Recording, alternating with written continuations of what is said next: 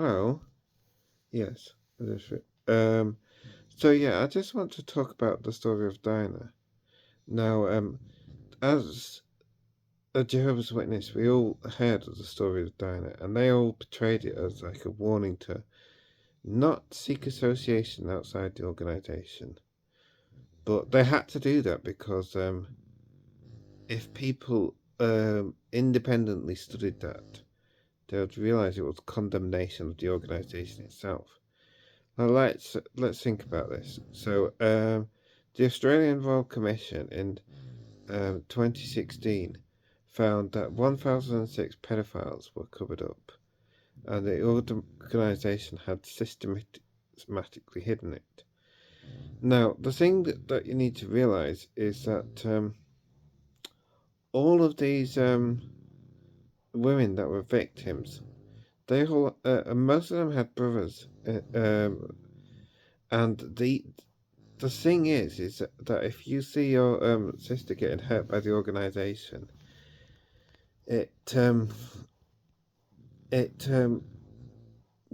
it gives a level of primal anger that is just really hard to neutralize, and it's absolutely devastating to the retention of young men in the organization because they're seeing that their sisters are like getting chronic fatigue syndrome from being worked to death as pioneers.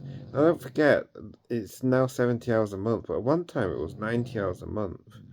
So a lot of those sisters went into pioneering because they couldn't progress as like ministerial servants or elders. But it's just so much work. And not everyone had a car. Not everyone lived in flat terrain.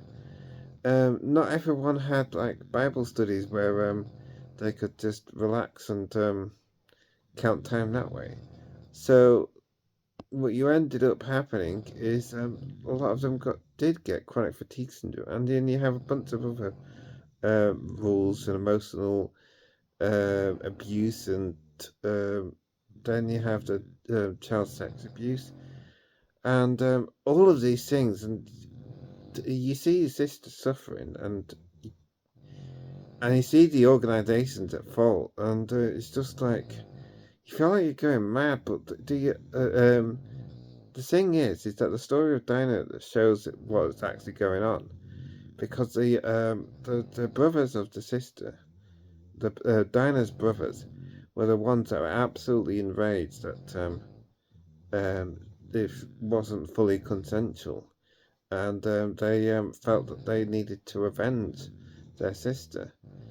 But the sister herself and the father didn't like want to take things so far. They didn't want to they wanted that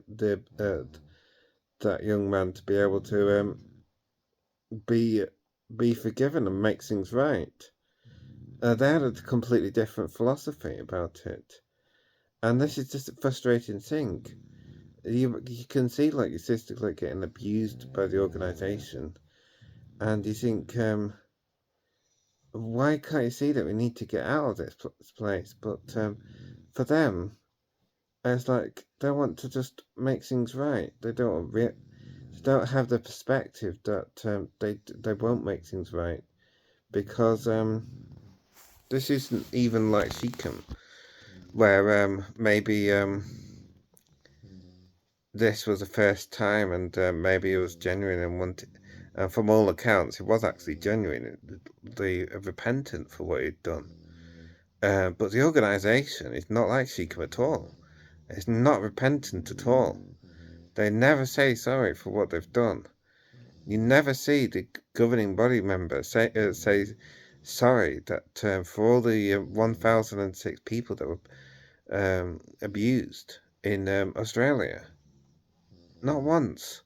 And Jeffrey Jackson was on the stand for the Australian Royal Commission.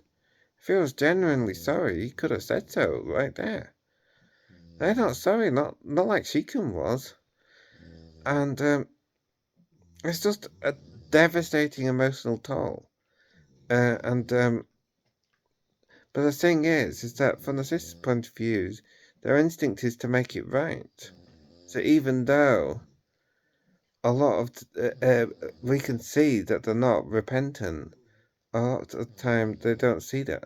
I mean, more and more women are now seeing that they're really, really, really not repentant for what they're doing and are leaving, and that's a great thing.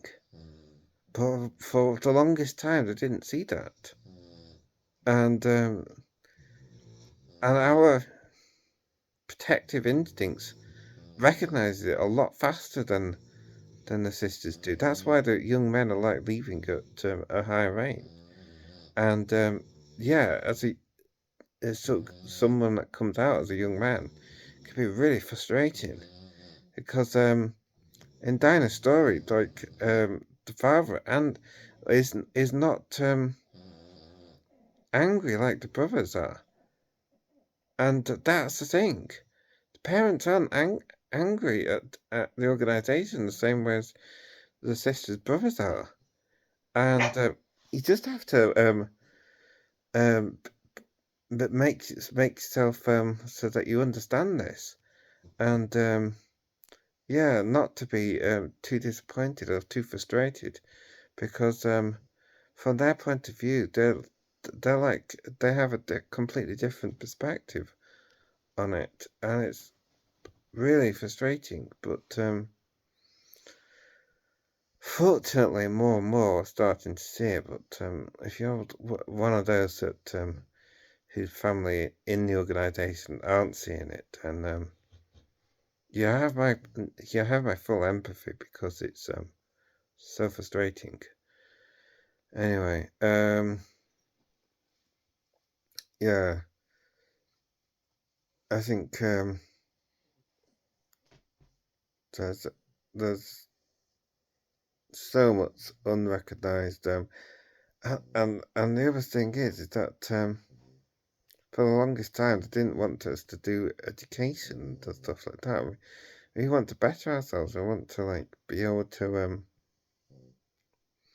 because there's so much hypocrisy there, and because they say to be elders and all that. But then if anyone wants to marry their daughter in the organisation, then they want to have them to have a decent job and a decent house. But how are you going to have your house if you never bothered to go to university, if you never bothered to better yourself, because you were always doing the bidding of the organisation? But yeah, maybe it's just another one of my rants, but I think it explains a lot the story of Dinah. So yeah, I would say remember the story of Dinah, and you understand why so many young men are leaving, and sometimes they're a bit slower, the people around us, to understand, and just going through that story of Dinah just like helps to understand the dynamics, because not even the mother was like as angry as the young brothers. Yeah, just read that story of Dinah, and then maybe you'll like the the brothers of Dinah, who are absolutely enraged with what you've seen inside the organization, and like feel so frustrated that people just cannot see it, especially when it's like your family inside the organization. But it just makes so much more sense. Anyway, please like and subscribe if you like this video. Thanks.